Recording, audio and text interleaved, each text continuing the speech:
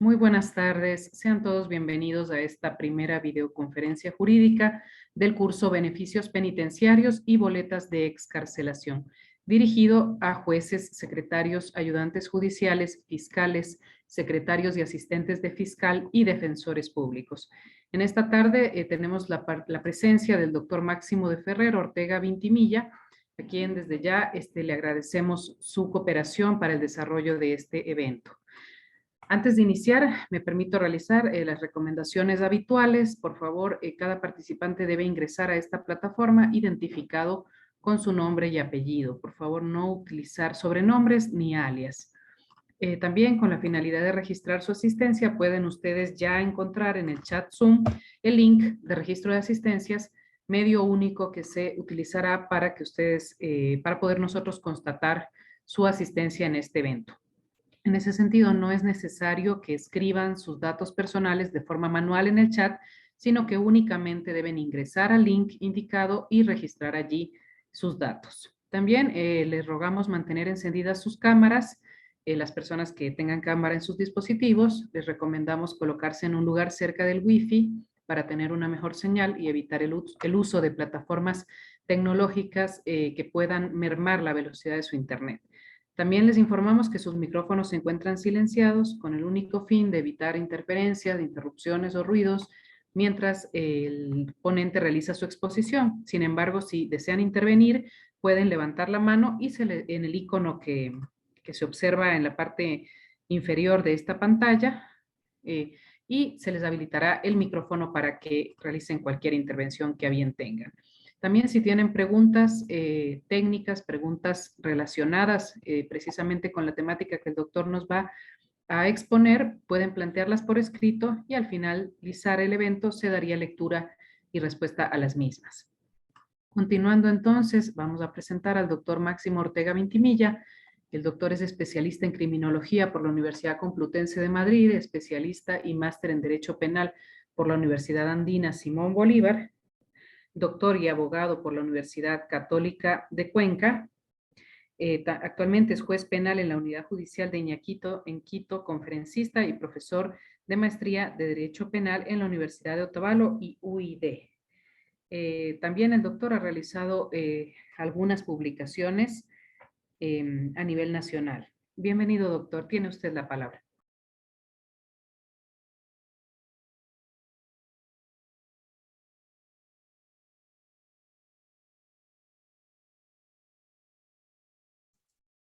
Hola.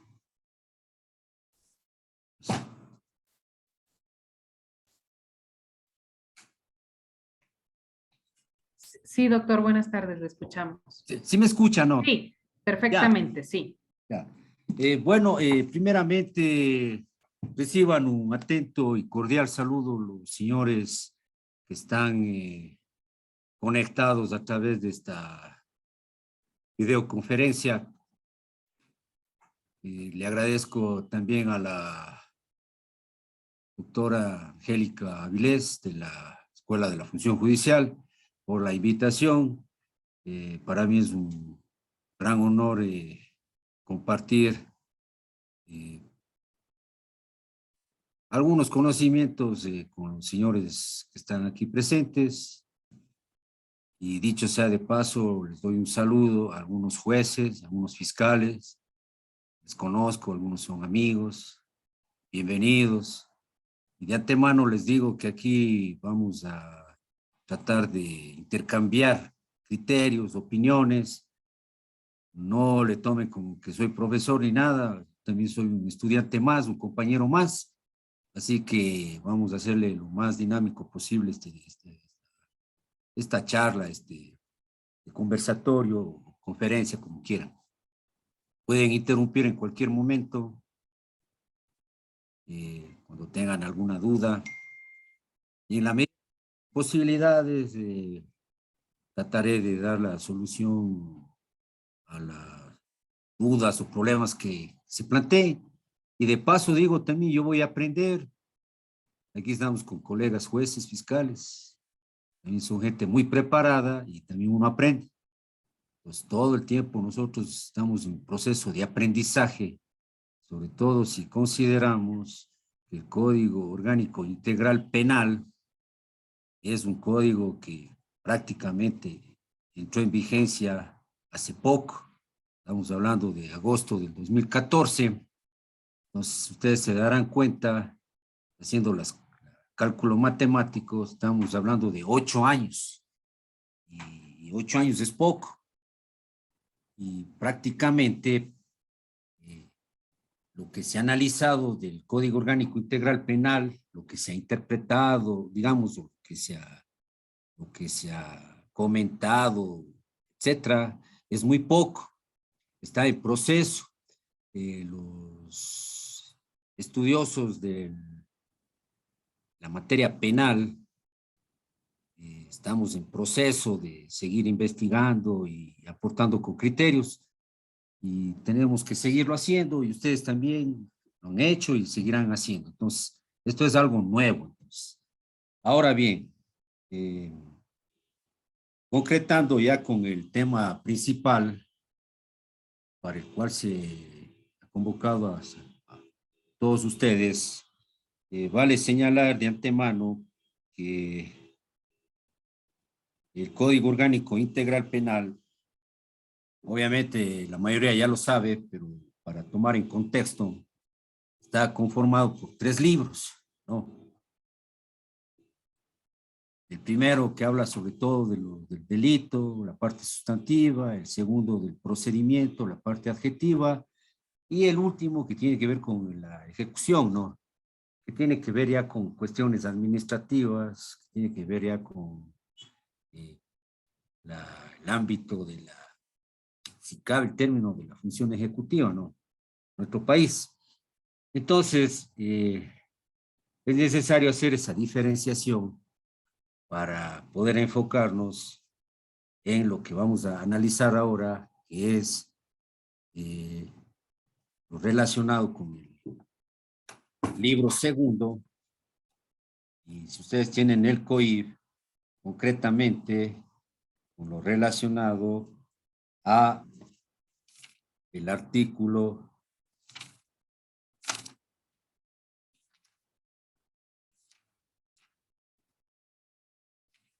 630, que se refiere a la suspensión condicional de la pena. No vayan a confundirse con cuestiones relacionadas con la parte de la ejecución de la pena, ¿no? Esto es una suspensión condicional de la pena. Ya vamos a explicar esto, pero sí creo pertinente antes emitir unos criterios, un poco de doctrina, si cabe el término, respecto de lo que tiene que ver con la determinación de la pena, ¿no? Para luego abordar esto de suspensión condicional de la pena. ¿Por qué? Porque para poder hablar nosotros de una pena, y aquí estamos concretando con la suspensión condicional de la pena, no se confundan con la acción o algo por el estilo. Estamos hablando de que hay una sentencia aquí, una sentencia condenatoria. Yo sí creo pertinente recordarles lo que tiene que ver con la determinación de la pena. Se acordarán ustedes, por ejemplo, de la determinación legal, de la determinación judicial y la determinación penitenciaria de la pena. ¿Recuerdan cuando se hablaba de la individualización, quizá en pregrado, a veces en posgrado, estudiaron la materia de penología, derecho penitenciario, probablemente vieron esto? Entonces, es necesario aclarar una cuestión, de que la pena se la determina de 3 maneras. Primero, la determinación legal de la pena. Si ustedes aplican el principio de reserva, se darán cuenta que solamente el legislador, en este caso los señores asambleístas de nuestro país, son los únicos facultados para elaborar las leyes, sea materia civil, penal, laboral, etc. Y por consiguiente, son ellos los únicos facultados por ese principio de reserva legal para determinar, por ejemplo, los tipos penales. Son ellos los únicos que pueden decir, señores, en base a un análisis, se determina que empiezan a haber una serie de asesinatos en contra de mujeres y por consiguiente tenemos que crear un tipo penal o un paratipo sería que es el femicidio. Pues solo ellos pueden hacer eso. O en su defecto, eliminar, derogar, qué sé yo, algunos tipos penales que ya están en desuso. Sí. Recuerden ustedes, por ejemplo, que antes habían, en el Código Penal anterior, habían como unos 200 contravenciones en materia penal. Ahora se redujo con el COIP, ya hablamos de decenas de, ya no de cientos, sino de decenas de tipos penales, de contravencionales. Antes, recuerdan que había el atentado al pudor. ¿Sí se acuerdan? El atentado al pudor. Ahora el COIP ya no considera ese tipo penal y ahora se habla del abuso sexual, por ejemplo. Sí. Entonces, en ese sentido, sí es bueno repasar recordar este tipo de situaciones para poder entrar en materia. Así que la determinación legal de la pena, ya para concretar este punto, solo le corresponde al legislador regular un máximo y un mínimo de la pena. Ustedes tienen un Código Orgánico Integral Penal a mano, pueden abrir el mismo, el libro primero, y de pronto van a encontrar una serie de tipos penales. Pero esos tipos penales llevan implícito una pena. De hecho, cuando alguien acusa, un fiscal que acusa en una audiencia de preparatoria de juicio, por ejemplo, dice, acuso por el delito de robo, por ejemplo, tipificado y sancionado. No dice solo tipificado, sino dice también sancionado, en el artículo 189, inciso primero, inciso segundo, etc. Y a lo que voy, si hablamos de determinación legal de la pena, solo el legislador es el único autorizado para establecer la pena máxima y mínima de tal o cual tipo penal o delito. En el presente caso, si hablamos del ejemplo de robo, si el mismo se lo ha hecho mediante amenazas o violencia, no. Entonces, hablando de un robo, ustedes ya, asumo que ustedes, la mayoría saben la diferencia entre robo y el hurto, ¿no? Y dentro del robo saben la diferencia entre el robo hecho con amenazas o violencia y el robo solamente hecho con fuerza en las cosas. Entonces, dentro de este artículo existen algunos tipos penales, pues el tipo penal básico está en el inciso primero y los derivados que vienen a continuación. Pero esto no es materia de teoría del delito, pero no obstante, vale señalar que en el tipo penal de robo, con violencia y amenazas o violencias, ¿no? El legislador dijo que la pena privativa de libertad está entre los 5 y los 7 años. Solo el legislador puede hacer eso. No puede hacer eso el juez, ni el abogado, ni nada. Solo el legislador. Si el legislador cree que esa es la pena, y ahí está. Pero si el robo, por ejemplo, es solo con fuerza en las cosas, entonces ya la pena se reduce, por obvias razones. Pues. Nunca va a ser igual un robo con violencia o amenazas que un robo solo con fuerza. Aquí ya no hay una afectación a una persona ni nada. Entonces el legislador dice que la pena privativa será de 3 a 5 años. Entonces es una manera de ejemplo, ¿no? Para establecer la determinación legal de la pena. Hecho esto,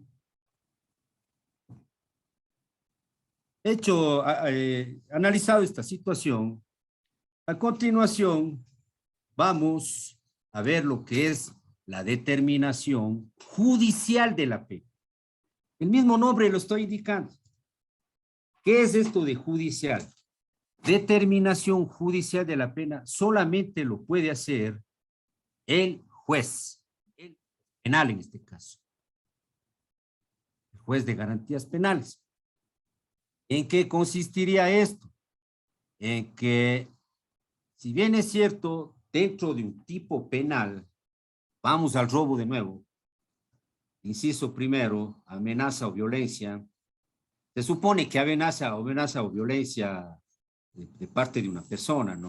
Para sustraerse o apoderarse de una cosa mueble ajena. Bueno, eso ya sabemos. Pero aquí hay una cuestión, que el legislador dijo que la pena privativa de libertad va de 5 a 7 años. Si notan que hay un margen de 2 años, de 5 a 7 años. ¿Por qué no dijo el legislador solo 5 años y ya? No, él dice 5 a 7 años. Entonces, aquí hay el margen de discrecionalidad. El juez, de tal forma que solo el juez, aquí ya no entra el legislador, solo el juez está capacitado o facultado para manejar ese espacio que está entre los 5 y 7 años, es decir, de discrecionalidad, de tal forma que en base a agravantes, atenuantes, etcétera, etcétera, pues puede decir que, por ejemplo, al ciudadano X se le impone la pena de solo 5 años o de 8 años. Usted va a decir, pero ¿cómo? Si solo es hasta 7 años la pena. Claro, pero si es que hay agravantes, se le puede aumentar la pena. O en su defecto, si hay una tentativa, se le reduce el mínimo de la pena. O si hay un procedimiento abreviado, etcétera. Entonces, si ve que esa facultad discrecional la tiene el juez. Y ahí estamos hablando de la determinación judicial de la pena. Finalmente, vamos a referirnos a la determinación ejecutiva de la pena o penitenciaria de la pena. ¿Y en qué consiste esto? Consiste, y eso se remite ya al libro tercero del COIR, en que un ciudadano que ya ha sido sentenciado y ya se ha ejecutoriado la sentencia, tiene que cumplir la misma en un centro carcelario. Que puede darse el caso que un ciudadano ya le sentenciaron, ya se ejecutorió la pena y este ciudadano se fugó de pronto, ¿cierto? Puede generar eso una prescripción de la pena. Pero vamos al caso normal de que el ciudadano X, Y o Z, vamos al mismo delito de robo, ya ha sido sentenciado y se le ha ejecutoriado la sentencia. Si no se presenta voluntariamente o si ya está cumpliendo o si ya está con prisión preventiva, pues el ciudadano tendrá que ir a un centro de rehabilitación social a cumplir la pena. Pues vamos al caso del robo. Imaginemos el mismo delito, 189. El ciudadano ha sido sancionado con una pena de 3 años por el delito de robo, fuerza en las cosas, tipificado y sancionado en el artículo 189, inciso segundo del COIR. Entonces, el señor tiene que cumplir una pena de 3 años. Pero, ¿qué ocurre? Conforme el libro tercero del COIR, hay una serie de beneficios para los penados, para los que están cumpliendo una pena, que les reduce dicha pena, dicha sentencia. Y me estoy refiriendo al clásico ejemplo del régimen semiabierto. Todos han oído hablar. De tal forma que si un ciudadano sancionado, ciudadano que está preso, cumple con los reglamentos internos del centro carcelario, cumple con una serie de parámetros. Por ejemplo, el principal, si nos emitimos al semiabierto, que haya ajustado el 60% de la pena, por ejemplo, ¿cierto? Entonces, este ciudadano ya se puede someter a dicho beneficio. También que tenga buena conducta y así por el estilo. Y también que no esté prohibido por la ley, porque hay una reforma última en el COIP. Por ejemplo, no cabe ese beneficio para cuestiones, se me ocurre, de delitos de narcotráfico, del 220, numeral 1, literal C. Ya no hay cómo, ya no puede, solo hasta literal A y B puede. Casos de violencia intrafamiliar, casos de delitos sexuales, ya no se benefician con el régimen semiabierto. Entonces, aunque tengan el 60% de la pena cumplida. Entonces, vamos al caso normal de este ciudadano X que ya le han sentenciado para 3 años, pero resulta que él ya cumplió el 60%, entonces tiene derecho a salir a un régimen semiabierto, es decir, una libertad, una semilibertad, de tal forma que él solamente tendrá que ir a registrarse una vez por semana en el centro de carcelario, normalmente son las casas de confianza, y hasta que se ajuste los 3 años. Entonces, la determinación ejecutiva de la pena, ¿quién la hace aquí? No la hace ni el legislador ni el juez, sino ya prácticamente lo hace el sistema penitenciario, porque ellos son los que dan los informes y ellos dicen si es válido o no es válido. Obviamente que ahora tenemos los jueces de garantías penitenciarias, que son los que prácticamente analizan jurídicamente y deciden esto, pero este ciudadano ya se puede beneficiar a través de lo que acabamos de hablar, la determinación ejecutiva de la pena. Dicho esto, señores, vamos a escuchar preguntas y a continuación, ustedes dirán, pero bueno, ¿y qué? ¿Para qué me dice esto? No, yo creo que sí es necesario saber esto, porque si estamos hablando de un tema tan importante como es la suspensión condicional de la pena, al menos deberíamos saber en qué consiste esto de la pena, pues, quién determina la pena, porque todo el mundo va a decir, ah, no, solo el juez es el que determina la pena, no, no es así. Acabamos de explicar que hay 3 tipos de determinación de la pena.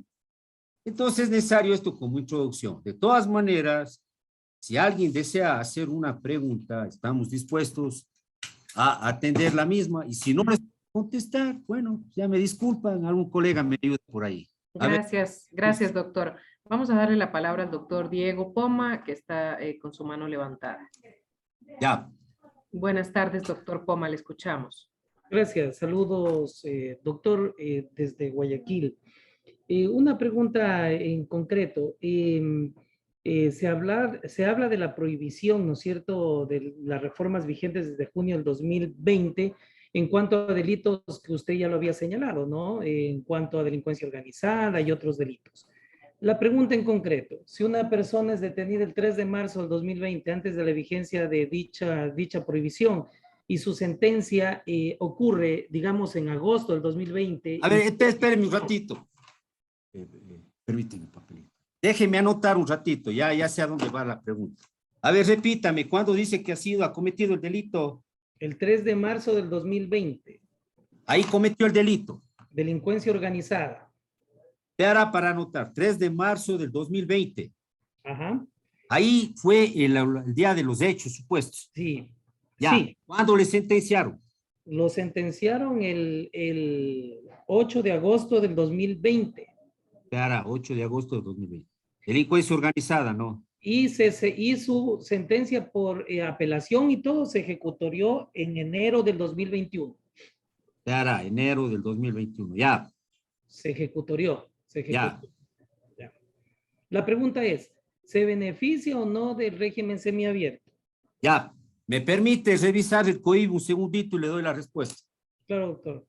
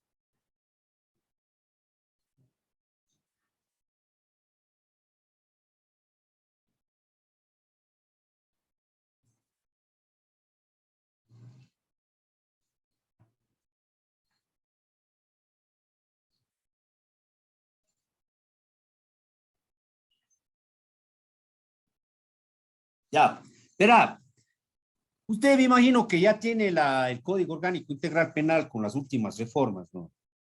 Entonces, de entrada, o sea, yo sé que usted debe saber, pero aquí estamos con otras personas que de pronto quisieran también enterarse de esta reforma. De tal forma que usted me está hablando de delincuencia organizada, ¿no es cierto? Entonces, ya de entrada, si es que los hechos fueran recientes, con toda seguridad el ciudadano que ha cometido un delito y ha sido sancionado por delincuencia organizada ya no tiene derecho al beneficio del régimen semiabierto. Hasta antes de la reforma, sí, pero actualmente no. Pongamos otro ejemplo. El caso de los delitos. Sí, vengan más. Llámele a la. Por ejemplo, el caso de los delitos de.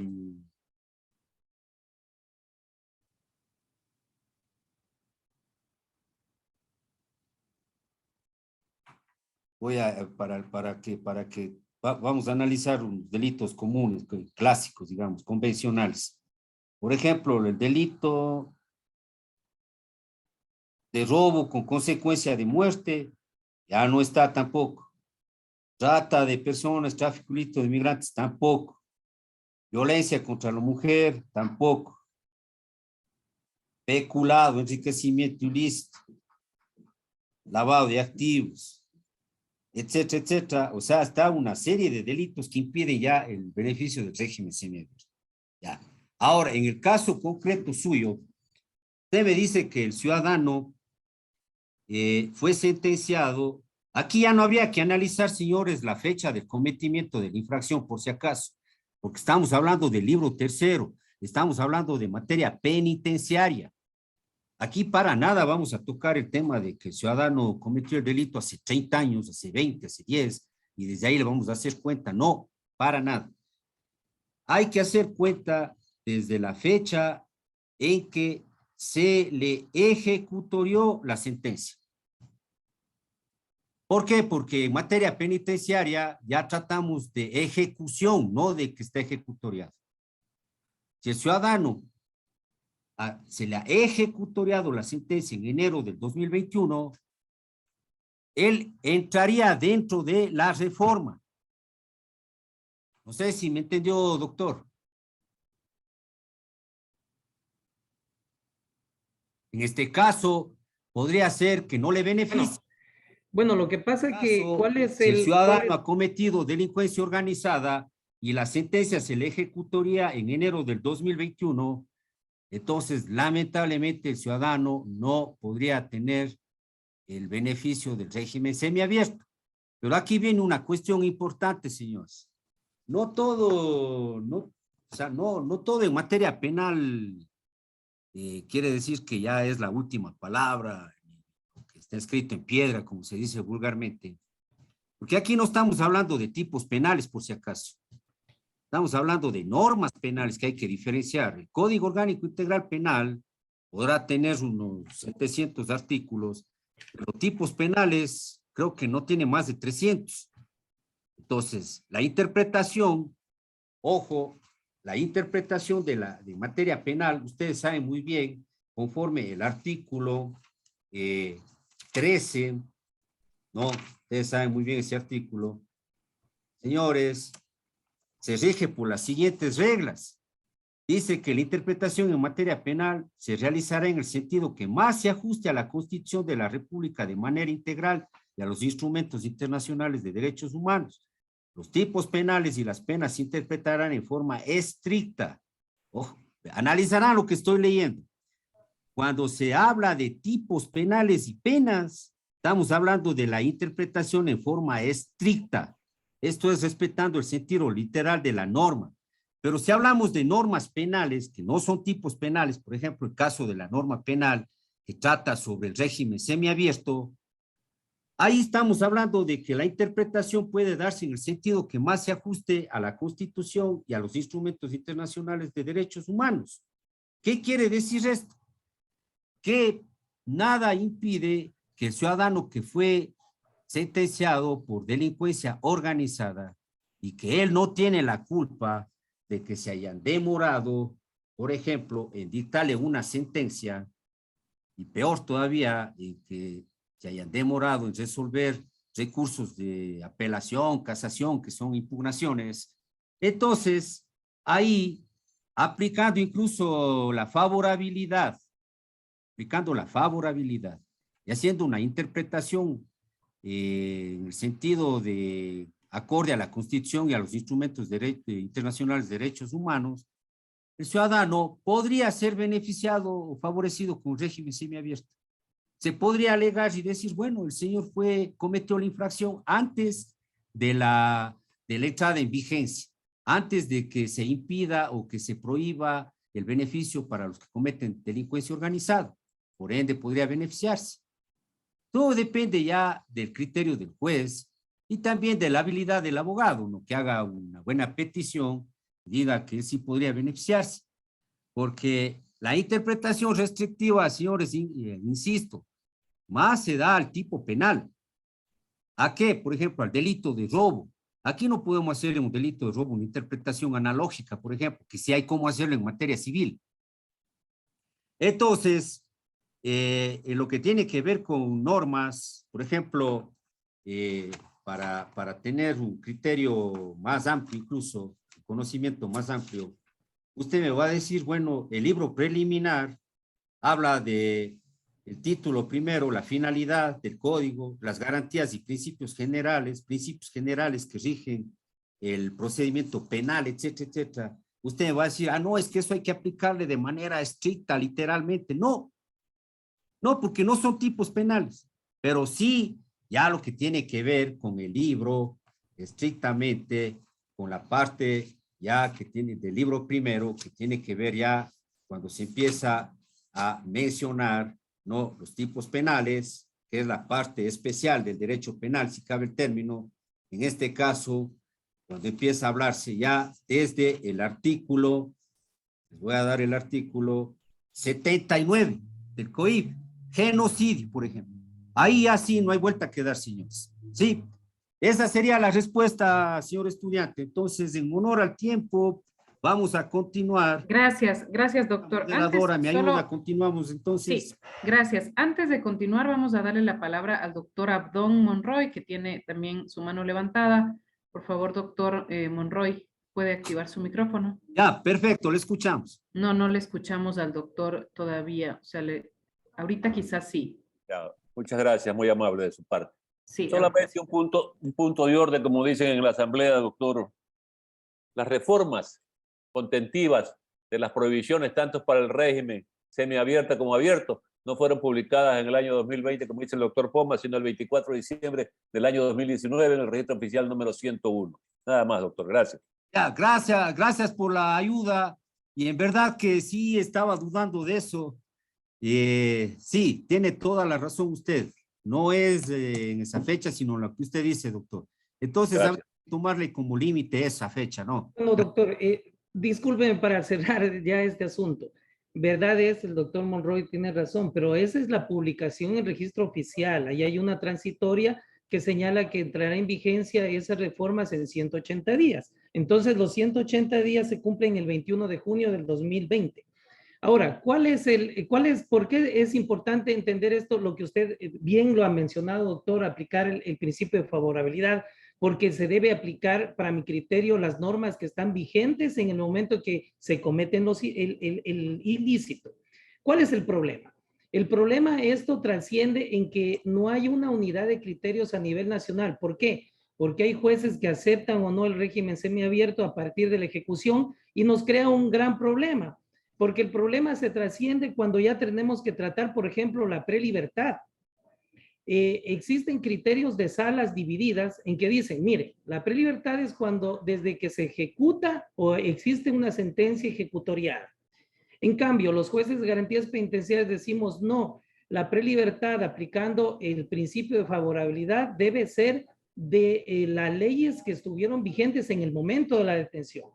Porque si aplicamos ya los beneficios penitenciarios, usted observará de que el juez de garantías penitenciarias hace una evaluación de todo el porcentaje de la pena desde la detención. entonces al 20%, al 40% y al 60%. Entonces, ese es el problema, más bien hay una división de criterios y hay consultas de norma que no han sido todavía resueltas por la Corte. Pero gracias, doctor, por su aclaración. Bueno, antes de pasar al siguiente punto, yo sí quiero hacer una pequeña crítica con el respeto que se merecen las instituciones de nuestro país, pero en verdad como que, por ejemplo, a nivel de la Asamblea, los legisladores nos quedan debiendo bastante, nos quedan debiendo bastante, bastante, bastante. Y así no quisiera tocar otras instituciones. Y lamentablemente aquí ya es en el ámbito jurídico, estrictamente jurisdiccional, quiero decir, o sea, tenemos que hacer una serie de malabares aquí, pues, porque estamos así en una situación, una crisis, y no es solo a nivel del país, una crisis mundial incluso. Hay una crisis de valores incluso. Entonces, tenemos que ya hacer malabares y tratar de salir adelante con estos obstáculos. ¿Qué más nos queda? Entonces, eh, sería ideal, ¿no? Que ya se dé una buena interpretación de esto, la Asamblea tenga algo que ver en esto, etcétera. Pero bueno, no es este el momento para hacer ese análisis. A continuación, señores, si ustedes tienen el Código Orgánico Integral Penal, les pido que revisen el artículo 630.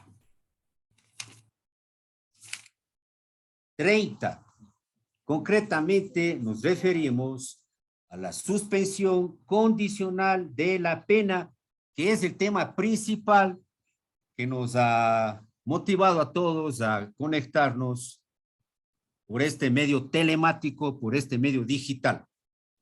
Ahora bien, ¿en qué casos podemos hablar de una suspensión condicional de la pena?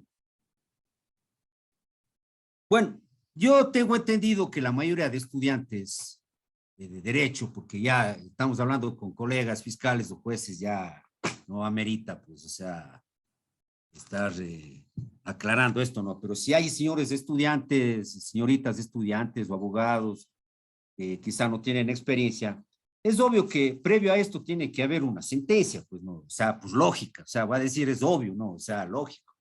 Pero vale la pena repetir, ¿no?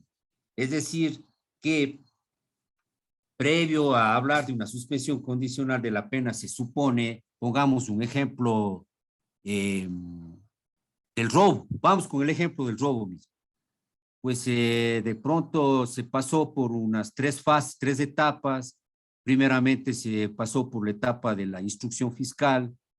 Imaginemos que ha sido un robo flagrante, ya no hubo necesidad de hacer investigación previa, entonces estamos hablando de un robo flagrante, instrucción fiscal de 30 días, etcétera, etcétera. Luego se pasó a la siguiente etapa, que es la de audiencia preparatoria de juicio o audiencia evaluatoria y preparatoria del juicio, en donde el fiscal emitió un dictamen acusatorio y el juez dictó auto de llamamiento a juicio. Y finalmente, en la audiencia de juicio, que viene a ser la tercera fase de este procedimiento ordinario, cuidado, vayan a confundirse. No estamos hablando aquí de otro procedimiento más que el ordinario. No cabe esto hablar en procedimiento expedito, en acciones privadas, procedimientos de acción penal privada, peor todavía en procedimiento abreviado. Estamos hablando del procedimiento ordinario, que tiene tres fases. Entonces, imaginemos que en esta tercera fase, el momento que se da la audiencia de juzgamiento, un tribunal dicta sentencia condenatoria en contra de X persona y le impone una pena. En ese caso estamos hablando, ¿no? Para tenerse en contexto, para evitar confusiones. ¿Qué va a pasar aquí? Que si le dictan una sentencia condenatoria, pero si esa sentencia obviamente no está ejecutoriada ni nada por el estilo, estamos hablando, imaginemos que hoy el tribunal le dicta sentencia a un señor, una sentencia condenatoria por un delito de robo, del inciso segundo del 189 del COIP, y le impone la pena de 3 años.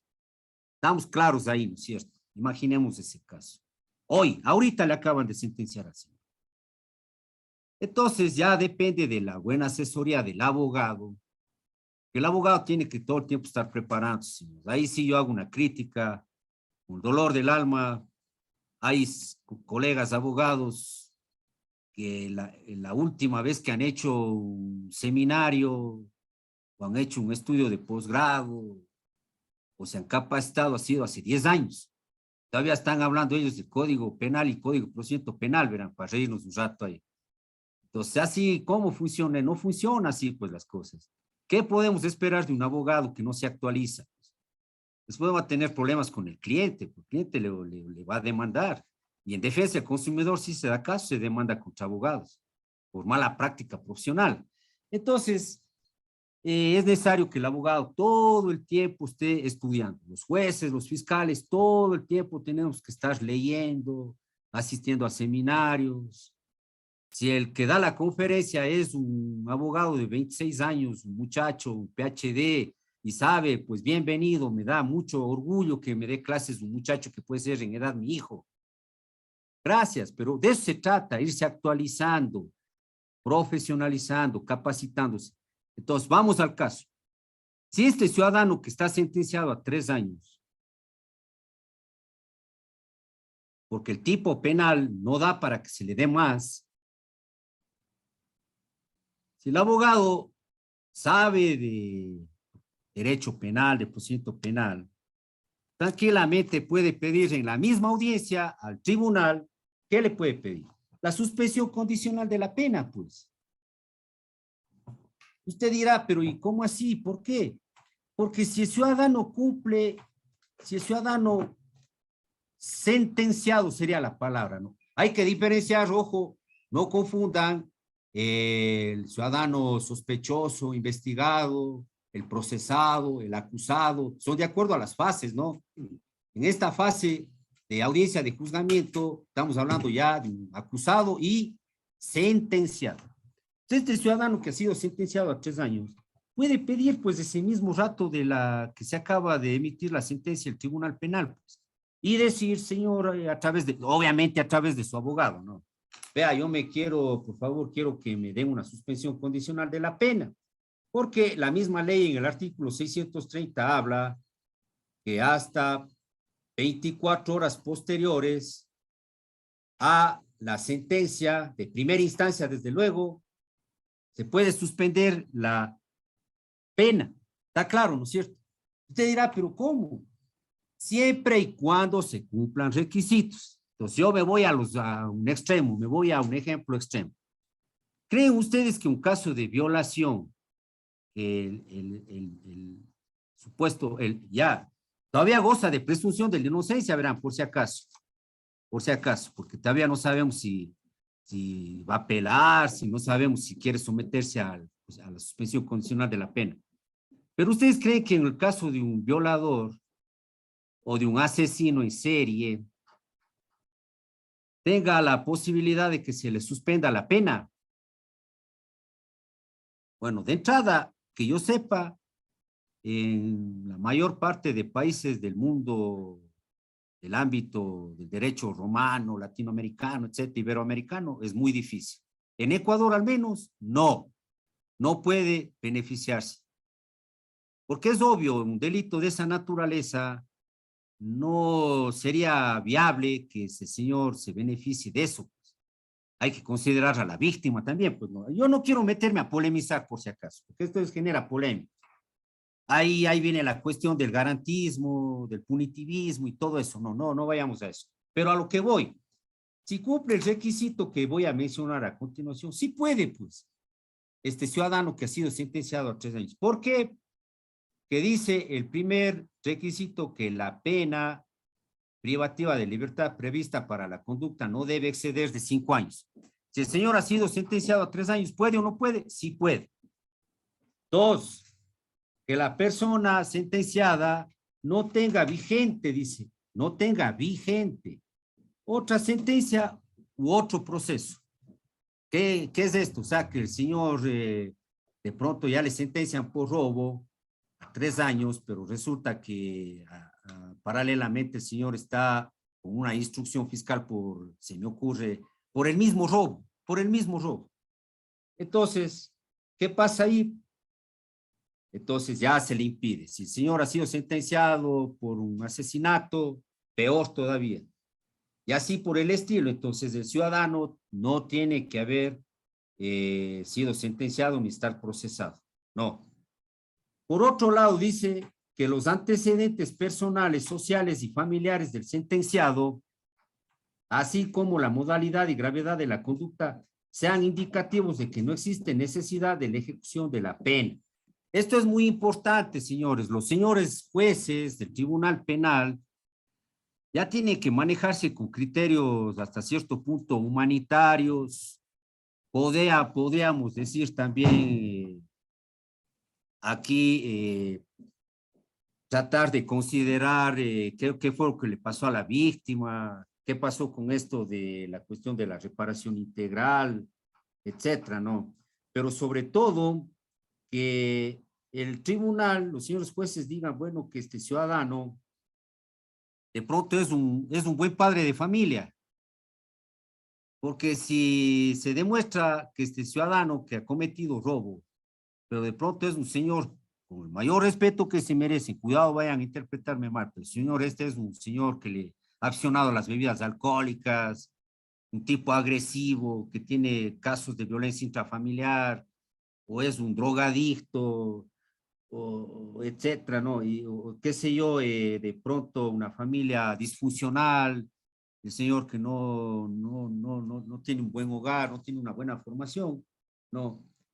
Entonces eso va a generar de que el tribunal, aunque cumpla los dos requisitos anteriores, no le dé chance para que se beneficie con la suspensión condicional de la pena, porque de pronto él considera que este ciudadano, de pronto, si se le beneficia con eso, le estaríamos haciendo un daño. Capaz que el mismo rato que se beneficia de la suspensión condicional de la pena, se va al prostíbulo, se va al bar, qué sé yo, se emborracha con los amigos y otra vez vuelve a cometer una infracción. O sea, no hay garantía. Entonces, sí es importante hacer ese análisis, ¿no? Pero si es un ciudadano común, qué sé yo, a veces pasa delitos, hay ciudadanos que cometen delitos por circunstancias de la vida, no es que lo buscan, se presentan cuestiones. Se me ocurre un ejemplo, qué sé yo, un abuso de confianza ya. Se le fue de la mano alguna cosa y el señor cumple el requisito de lo que no pasa de 5 años la pena, pero de pronto el señor este es un buen padre de familia, a lo mejor perdió el trabajo, se quedó sin trabajo y por eso tuvo que hacer algunas cosas indebidas y por eso está involucrado. Entonces, el tribunal le va a dar la suspensión condicional de la pena. Pero ya si es un ciudadano que ya tiene podríamos decir, para no interpretar mal, si tiene un historial, no le tomarán a mal tampoco, tiene un historial complicado, un historial que nada positivo, entonces ya creo que no se va a hacer beneficiario de eso. La reforma, señores, última, dice que incluso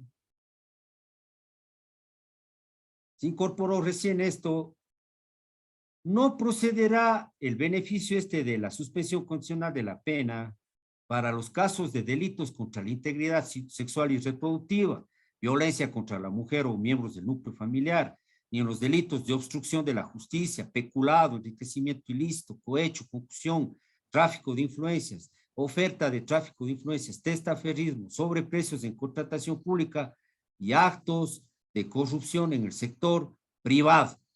Bueno, yo creo que esto, si ya el numeral 1 dice que no debe exceder de 5 años, bueno, el legislador dice que por si acaso ponemos esto, dice, porque ya si hablamos de que, bueno, el tráfico de influencias no pasa de 5 años la pena, ¿no? De pronto ya ahorita, si alguien está en esa situación, ya no se puede beneficiar. Pero hablemos del caso de delitos contra la integridad sexual, ¿no? Violación, o sobreprecios en contratación pública, etcétera. Ya son delitos que tienen una pena mayor a 5 años. O sea, como que ahí podría ser un poco redundante eso, ¿no? Bueno, continuando, el beneficiario de la suspensión condicional de la pena. Vamos al mismo caso del ciudadano que ha cometido un robo, por primera vez, verán, por primera vez. Imaginemos que el señor robó sin violencia, sino solo con fuerza en las cosas. Pues, qué sé yo, por necesidad, por la pobreza, porque quedó en el desempleo. Sí se puede dar eso, ¿no? Y robó. Y le dan 3 años de cárcel. Entonces, este ciudadano sí se puede beneficiar con esta suspensión condicional de la pena. Pero, aparte de esos requisitos, el tribunal le va a imponer que cumpla una serie de condiciones. Una serie de condiciones para que proceda esto. No es que ya cumple sus requisitos y dice, señor, ya se va a su casa y no pasa nada. No, tiene que cumplir una serie de condiciones. Por ejemplo, en el Código Orgánico Integral, si ustedes revisan el artículo 631, se habla de 10 condiciones. El tribunal puede imponerle algunas de las 10 condiciones. No es que le va a poner todas. Puede ponerle todas, ¿no? Pero normalmente no lo hace. Normalmente le ponen las más importantes y las que se acople más con el delito y también con la cuestión de la reparación integral a la víctima. Entonces, ahí tenemos, por ejemplo, la condición, residir en un lugar o domicilio determinado e informar cualquier cambio del mismo a la autoridad competente que establezca la o el juzgador. Bueno, si es un ciudadano que de pronto hay el riesgo de que este ciudadano se vaya a otro país, o cambie de domicilio con frecuencia, bueno, el juez le puede decir, bueno, usted, señor, cumpla el requisito de que tiene que residir en tal lugar. Se me ocurre la ciudad de Quito, punto. Ese sería el primero. 2, frecuentar determinados lugares o personas. Si le pone, pues, señores, los señores del tribunal, y si usted, señor, no puede o tiene que abstenerse de acudir a bares, por ejemplo. Usted no puede frecuentar prostíbulos, bares, qué sé yo. Usted no puede frecuentar el domicilio de sus parientes X, Y o Z, de su esposa. Esa es otra condición también que tiene que cumplir. Otra condición, no salir del país sin previa autorización del juez de garantías penitenciarias. El juez de garantías penales, en este caso el juez del Tribunal Penal, le dice, a ver, usted no puede salir de la República del Ecuador, no puede moverse de aquí, señor, hasta que se cumpla la condición y ahí sí puede salir. Entonces, obviamente el que resuelve esto a la final, ¿quién es? Es el juez de garantías penitenciarias. Dice, bueno, usted ya cumplió las condiciones, durante ese lapso usted no ha salido del país, entonces se revoca todos esos impedimentos y usted queda como si nada. Entonces, aquí yo les quiero hacer una aclaración. No confundan el numeral tercero del artículo 631 con la medida cautelar personal. Cuidado, porque ya hemos tenido casos aquí que de pronto el tribunal, o mejor dicho, no el tribunal, sino el juez, a pedido del fiscal, de pronto pidió la medida cautelar personal de prisión preventiva, bueno, en este caso, medida alternativa a la prisión preventiva de prohibición de salida del país. Y se olvidaron de que esa medida cautelar personal alternativa a la prisión preventiva, se olvidaron de dejarla sin efecto. El tribunal se olvidó, puede pasar, ¿no? Y de pronto llegamos a esta fase en donde le están imponiendo como condición no salir del país, y ahí va y le dice, oiga, bueno, pues aquí hay esta disposición y mi cliente ya ha cumplido las condiciones, por tanto, revóquele la medida cautelar. Se confunden, ¿no? No podemos hablar de revocatoria de medida cautelar en este caso. ¿Por qué? Porque esto es otra cosa, señores, es una condición. La medida cautelar la dicta el juez. Y si ya el juez de pronto no se olvidó de revocarla, pues ya este es otro tema. Tendrán que pedir al Tribunal Penal que revoque esa medida cautelar. Bien, el numeral cuarto dice someterse a un tratamiento médico, psicológico o de otra naturaleza. Tratamiento médico, señores. Es obvio, pues si el tribunal ve que esa persona, ese ciudadano sentenciado, padece de epilepsia, se me ocurre, el ciudadano tiene SIDA, entonces le va a decir, bueno, sométase a este tratamiento, o tiene problemas de psicológicos, psiquiátricos, es un ciudadano que tiene, por ejemplo, depresión severa, le va a decir, pues, oiga, usted sométase, o es agresivo, le va a decir, pues, sométase a un procedimiento, a un tratamiento psiquiátrico. Usted mismo tiene que hacer la gestión, o le ayudan a hacer la gestión a través del Ministerio de Salud, o si no, con un médico privado, un psiquiatra privado, ¿no? Entonces, esa es otra condición. 5, tener un trabajo, profesión, oficio, empleo. También es importante esto. Siempre los del tribunal le dicen, cuando en el caso de un sentenciado por robo, sí le va a decir, pues no, oiga, usted haga alguna cosa, pues un año siquiera dedíquese a hacer algo. Claro, usted va a decir, pero si no hay trabajo, ¿cómo? Pero bueno, sí le puede decir, dedíquese a algún oficio, alguna cuestión, pues. No, y esa es una condición muy importante porque va a hacer que el ciudadano se dedique a alguna actividad y le va a favorecer en su recuperación. Tenemos el numeral 6, asistir a programas educativos o de capacitación. También es otra condición. Le dice, vea, aquí hay unos programas en el SECAF.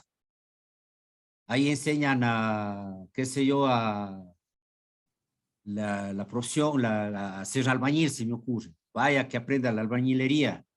Váyase al SECABA que aprenda a manejar computadoras. El tribunal le puede disponer esa condición. Y el beneficiario tiene que hacer eso, pues si no cumple, hasta luego, pues pierde y se va a la cárcel. Ya vamos a hablar de eso. También dice, este es el más importante, señores, el 631, numeral 7. Reparar los daños o pagar una determinada suma a la víctima a título de reparación integral. ¿Qué quiere decir esto? Que dependiendo del tipo penal, por ejemplo, el caso de un robo, imaginemos que este ciudadano se robó $10,000, ya no apareció esos $10,000. Entonces el tribunal penal en la sentencia, dentro de la sentencia es un requisito, una obligación, ni siquiera digamos requisito, es una obligación señalar la reparación integral, si no, no vale esa sentencia.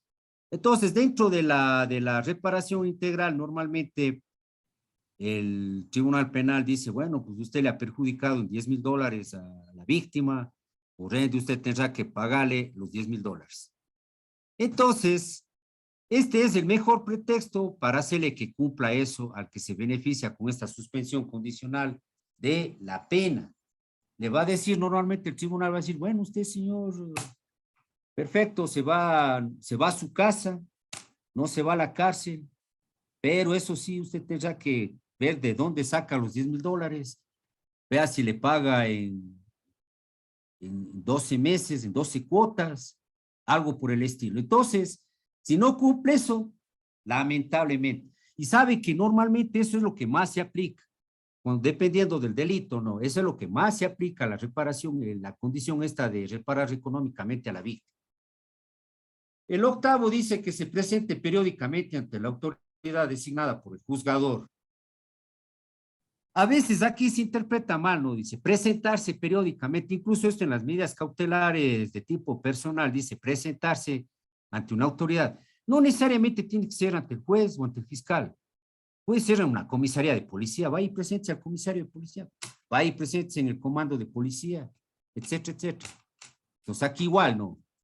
Para descongestionar incluso dice, a ver, usted durante un año, todas las semanas, va a presentarse una vez por semana ante se me ocurre, al delegado del comandante de la policía, del distrito tal, ya ahí le registran, cumple eso y no ha pasado nada. Finalmente, señores, la 9 y la 10 habla de no ser reincidente y no tener instrucción fiscal por nuevo delito. Esto ya se mencionó incluso en los requisitos, ¿no? Más o menos. ¿Qué quiere decir esto? De que, obvio, si usted quiere beneficiarse de esto, de la suspensión de la pena, no tiene que ser reincidente. no tiene que estar con otra instrucción fiscal ni nada por el estilo, por un nuevo delito. Entonces, si cumple todos esos requisitos y cumple todas esas condiciones, en un plazo determinado, si me ocurre, el tribunal dice durante un año, usted tiene un año para cumplir esas condiciones. Y si el abogado le acredita eso, en una audiencia, obviamente se hace en audiencia oral, contradictoria, con presencia del fiscal incluso, del acusador particular también, si es que lo hay. Si cumple esos requisitos y demuestra documentadamente esos requisitos, ¿qué va a pasar? Que el juez le va a declarar la extinción de la pena. Se extingue la pena y no ha pasado absolutamente nada. Es como que si este ciudadano nunca hubiese cometido un delito, ni nunca hubiese, y obviamente nunca estuvo preso. Entonces es un beneficio positivo, ¿no? Aquí vale hacer una aclaración. Hay abogados, con el respeto que se merecen, que asisten a este tipo de audiencias, que ellos mismos piden y dicen: señor juez, en vista de que ya se han cumplido los 4 requisitos, imaginemos que son 4 requisitos de los 10, por ende pido ya que declare la extinción de la pena. Entonces el abogado, el juez, cualquier juez le va a decir: bueno, pues perfecto, no hay problema. A ver, demuestren. Imaginemos que una de las condiciones ha sido de que el ciudadano no tiene que acudir a los bares, por ejemplo. Señor, como condición, usted durante un año no puede entrar a ningún bar del barrio tal de la ciudad de Quito. Sí. Y resulta de que viene a la audiencia y dice, o en su defecto, que el señor no puede salir del país, ya, o en su defecto de que el señor tiene que residir, conseguir su trabajo. Y viene el abogado, y eso no pasa solo en estos casos, pasa en cualquier situación, y eso es bueno. Si hay abogados que están en el libre ejercicio, yo les pido tomar muy en cuenta esto. Vienen y se mandan un discurso, pero muy florido, una oratoria exquisita, y el juez le dice: perfecto, señor, muy bien, ahora demuéstreme documentadamente en qué se sustenta usted esto, y no le traen los documentos. Señor juez, dice, el ciudadano que ha sido beneficiado con la suspensión condicional de la pena ya ha cumplido la condición, por ejemplo, de no salir del país. Por ende, vea, aquí está a mi lado, está, vea, no, él no ha salido del país, ha estado aquí. ¿Cómo un juez le va a decir: oiga, sí tiene razón, usted ya ha cumplido eso, y por ende le vamos a declarar la extinción de la pena? ¿Cómo, pues? Tiene que demostrar con un documento, pues. ¿Y cuál es el documento? Tiene que irse a migración, a algún sitio en especial que le den un documento que le diga: certificamos que el ciudadano durante un año no ha salido del país. Sí. ¿Cómo usted le justifica que el ciudadano está trabajando o haciendo alguna actividad laboral o lo que sea? Con un certificado, pues, que diga: a mí me consta que el ciudadano durante un año ha estado desarrollando tal o cual actividad. Así se demuestra, no es que solo el discurso. Aquí ya no se trata de venir a impresionar, a estar con sus discursos de estilo políticos, así no. Aquí lo que dice tiene que sustentarlo con alguna evidencia, algún documento. Y sobre todo en el caso para terminar ya, el caso de la reparación integral. Vamos al mismo ejemplo, los $10,000. Muy bien, señor, pues mi cliente ya ha cumplido las condiciones. Le dice: perfecto, ya pagó los 10,000, claro, ya pagó los 10,000. Y ese rato aparece el acusador particular que ha sido víctima y le dice: señor juez, no me ha pagado más que $1,000, le faltan $9,000. Entonces se arriesgan algunos abogados haciendo ese tipo de situaciones. Y el juez, ¿qué es lo que hace en esa circunstancia? Aunque habemos jueces que toleramos y damos una nueva oportunidad, pero hay jueces que dicen: bueno, señor, usted no ha cumplido con el artículo 630 y en base al 632 que habla del control que hace el juez de garantías penitenciarias, usted no ha cumplido y por ende, señor, se le revoca. Escucharán, señores. Se le revoca esta suspensión condicional de la pena y por ende usted tiene que ir a cumplir su pena desde cero. En el caso del sentenciado por delito de robo, tendrá que ir a pagar 3 años de cárcel, señores. Entonces, el abogado es necesario que se prepare, pues no, o sea, no le va a ir a exponer al cliente, pues, o sea, tiene que asegurarse de los documentos, si no tiene el documento a punto, pedir un diferimiento al juez, señor juez, por favor, denme un chance, difiera porque este documento no me dan, pero no ir a exponerse así y solo ir a hablar con el discurso bonito y sin documentos y mandarle al pobre cliente a la cárcel, porque eso pasa, pues. Bien, señores, esto sería lo que tiene que ver con mi intervención. Si desean hacer preguntas, señores, estamos listos para, en la medida de lo posible, ayudar aquí. Mil gracias, doctor. Sí, hay 2 preguntas planteadas por escrito. La primera del doctor Lauro Vinicio Pogo Takuri dice, si ya está con el estatus de sentenciado, ¿puede Fiscalía oponerse a la suspensión, teniendo en cuenta que constitucionalmente y legalmente culminó su ejercicio punitivo? A ver, repítame la pregunta, no la escuché Sí, bien. la voy a copiar en el chat para que la pueda leer, doctor. No, pero Dice, igual sí, dígalo más, doctora. dice, si ya está con el estatus de sentenciado, ¿puede la Fiscalía oponerse a la suspensión, teniendo en cuenta que constitucionalmente ya culminó su ejercicio punitivo? A ver, esa pregunta está medio un poquito confusa. A ver, estamos hablando de que no tiene que estar ejecutoriada la sentencia para empezar. ¿Cómo vamos a hablar de que ya el estatus de sentenciado? Mándeme de nuevo, doctora, ese chat. Sí, ahí está en el chat general, la acabo de copiar. Ah, ya le veo, perdón. Sí, o sea, básicamente lo central es si la Fiscalía puede oponerse a la solicitud de suspensión condicional de la pena, entiendo. Pero estamos hablando de que constitucionalmente y legalmente culminó su ejercicio punitivo ¿de quién? Del fiscal. Sí, eso es lo que da a entender No. Bueno, si es así la pregunta, el fiscal puede decir lo que él quiera, pues. ¿Por qué? Por el principio de oralidad y contradicción, él es parte del proceso, pues. Imagínense una pirámide, un triángulo. En la parte de arriba está el juez, en el sistema adversarial acusatorio al menos. En la parte de arriba está el juez. Abajo, ¿quién está? En el un extremo del triángulo. Está la acusación fiscal que acusa, el acusador particular, y en el lado contrario del triángulo, ¿cuál está? El procesado, el acusado y la defensa. Entonces, están en igualdad de condiciones, teóricamente están en igualdad de condiciones. Entonces, si la defensa del sentenciado dice, oiga, quiero el beneficio de la suspensión condicional de la pena, es obvio que el fiscal puede decir, oiga, no procede, que no cumple esto, este señor es un tipo que tiene en zozobra al barrio, es una mala persona, etcétera, etcétera, etcétera. Ya, hay el riesgo de que vuelva a cometer otro delito. Él puede decir lo que quiera, pero a la final el juez es el que resuelve. Si el juez dice, no, discúlpeme, no estoy de acuerdo, se le concede y no ha pasado nada. Eso sería, doctor. Gracias, doctor. Tenemos otra pregunta del doctor Freddy Barzola. Dice, en caso de prescripción de la pena, una vez concedida la suspensión condicional de la pena, ¿se suspende o no el plazo de prescripción de la pena?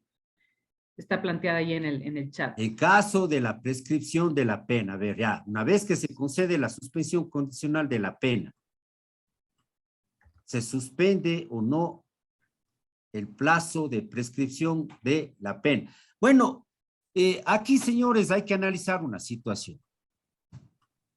Si en el Código Orgánico Integral Penal se dice, por ejemplo, que alguien que se va a beneficiar, se me ocurre,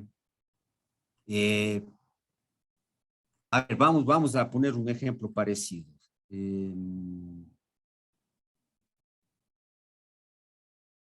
Ya, a ver, dice que un ciudadano que ha sido sancionado, de pronto la ley dice que no se le contabilizará el plazo de la prescripción, ¿no? caso, permítame revisarle un ratito el COIR, no, para ponerle el ejemplo en contexto, pero ya le anticipo de algo, ¿verdad? En este caso, no tiene nada que ver esto de la prescripción de la pena. Tiene nada, no tiene por qué suspender la prescripción de la pena. Ya le anticipo. De tal forma, se me ocurre que si el ciudadano se fuga, no, estando cumpliendo la suspensión condicional de la pena, se fuga, el ciudadano tiene, como cualquier otro, de justicia universal se analiza esto, la prescripción es un beneficio universal, el ciudadano tiene derecho a la prescripción de la pena, no, siempre y cuando se cumpla la misma. Es decir, que se cumpla, en este caso del robo, tiene que cumplirse la pena con la última reforma, es el máximo de la pena, ¿no? Impuesta, no del tipo penal, y más del 50%. Entonces, si él cumple eso, después pide la prescripción. Pero a lo que yo voy, o sea, el abogado tendría que asesorarle, pues, ¿no? ¿Cómo le va a decir, oiga, fúguese? Fúguese, no, pues, o sea, ya le va a decir cumpla la pena, cumpla las condiciones y ya usted queda libre. Eso le entendería yo en la pregunta, o sea, por lo que no tengo clara bien la pregunta, pero si la sentencia ejecuta estando pendiente de la realización de la... Bueno, a ver, sigamos. Gracias, doctor. Tenemos otra pregunta que dice, ¿la sentencia se ejecuta estando pendiente la realización de la audiencia de suspensión condicional de la pena o no? Repítame, doctora. Dice, ¿la sentencia se ejecuta estando pendiente la realización de la audiencia de suspensión condicional de la pena o no? No, pues. A ver, una cosa es que se ejecutoríe la sentencia y otra cosa es que se ejecute la sentencia. Para poder ejecutar la sentencia tiene que estar ejecutoriada la sentencia. Normalmente se ejecutoria en 3 días hábiles. ¿Qué quiere decir esto? Que si el Tribunal Penal, por ejemplo, dicta una sentencia de 3 años por delito de robo y de pronto nadie ha apelado, obviamente ya se ejecutoría pues en los 3 días que nadie apela. Y ahí sí procede a ejecutarse la sentencia. Entonces, si es que de pronto está en la fase esta de la audiencia de suspensión condicional de la pena, estamos hablando de que está abierto el camino, el espacio, es decir, no podemos hablar aquí de que ya se está ejecutando la sentencia, que se va a porque ni siquiera se ha realizado la audiencia, no se ha ejecutoriado, pues. Ya se instaló la audiencia y quieras o no, tendrá que continuarse con la audiencia. Se enfermó de pronto el procesado, el abogado, qué sé yo, tendrá que continuarse la audiencia en otra fecha, tendrá que suspenderse la audiencia, ni siquiera diferirse, sino suspenderse la audiencia, y de ser el caso, no le pasa algo al abogado, al procesado, etcétera, bueno, ahí ya el tribunal tendrá que tomar las medidas, de pronto declarar la nulidad de la parte pertinente a esto de la suspensión condicional de la pena, porque aquí hay que analizar bastante la cuestión de la inmediación. Tiene que haber inmediación. Sí, sigamos.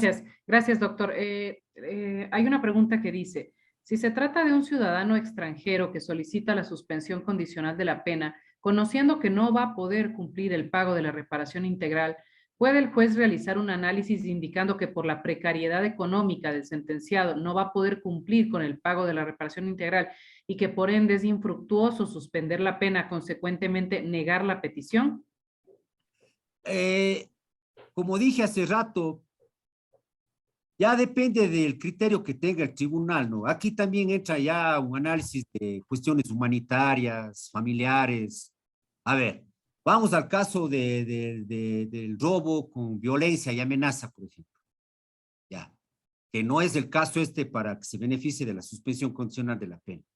Pero normalmente ese tipo de personas que son sentenciadas por esos delitos violentos, de robos violentos, son personas que están todo el tiempo entrando y saliendo a las cárceles, provienen de hogares disfuncionales,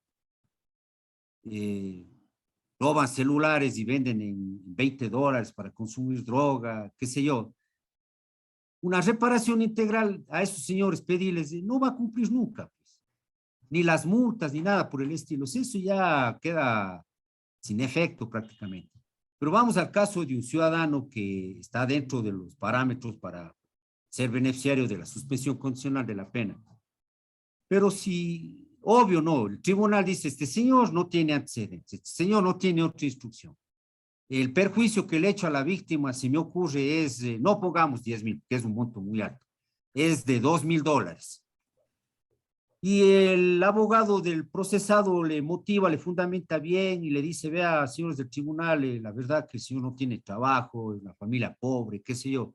El tribunal le va a decir, bueno, ya no pague los 2,000, pague unos $500, si me ocurre, en cuotas parciales. Entonces no va a pasar nada, o sea, sí puede beneficiarse. Y no creo que sea esa una causa para que se le niegue ese beneficio, porque agravar la situación. Sí, muchísimas gracias, doctor. Para finalizar, la pregunta del doctor Galarza dice, en un procedimiento directo, junto con la apelación, ¿puedo pedir fecha para la suspensión condicional de la pena? En un procedimiento directo, junto con la apelación, ¿puedo pedir fecha para la suspensión condicional de la pena? A ver, pero espérese, estamos hablando del procedimiento directo, ¿no es cierto? Ya. Normalmente la instrucción en 30 días, a ver, el ciudadano, estamos hablando que ha sido flagrante, no pasa de 5 años, se le concentra todas las etapas del proceso ordinario, si cabe el término aquí, para hacerlo en una sola. Entonces me dice usted que si el ciudadano ha sido sentenciado en un procedimiento directo, imaginemos que el juez, aquí ya no cabe hablar de tribunal penal, sino el juez normalmente que trabaja en la unidad de flagrancia, le ha impuesto la pena de 3 años. Vamos a ese ejemplo, ¿no es cierto? Le pone 3 años o 4 años de pena.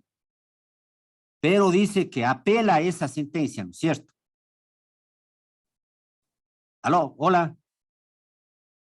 Sí, doctor. Dice que si en la apelación, junto con la apelación, puede pedir fecha para la suspensión condicional de la pena. Ya, es que yo entendería que como que se contradice la situación esta, porque, a ver, estábamos hablando hace rato que no debería apelarse, pues, porque si quiere beneficiarse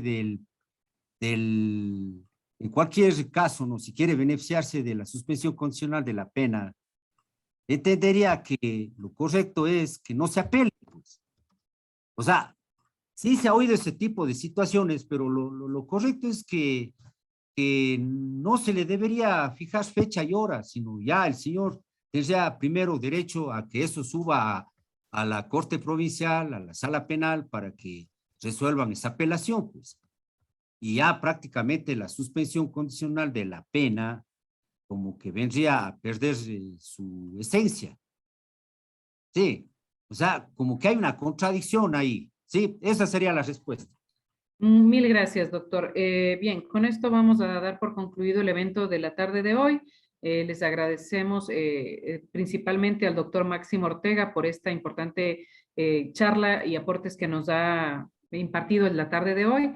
A los participantes les invitamos a estar atentos a sus correos electrónicos donde se les notificará invitándoles a la segunda conferencia de este curso que se realizará el próximo jueves 22 de septiembre de 3 a 5 con ponencia del doctor Luis Hernán Altamirano Espinosa, quien desarrollará el tema sobre cómputo de la pena.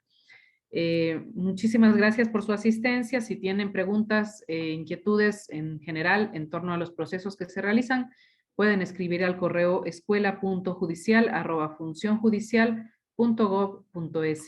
Muy buenas tardes a todos los presentes. Dejo nuevamente copiado el link de registro de asistencia para las personas que de pronto todavía no hayan registrado puedan cumplir con esto. Muchísimas gracias, doctor Ortega.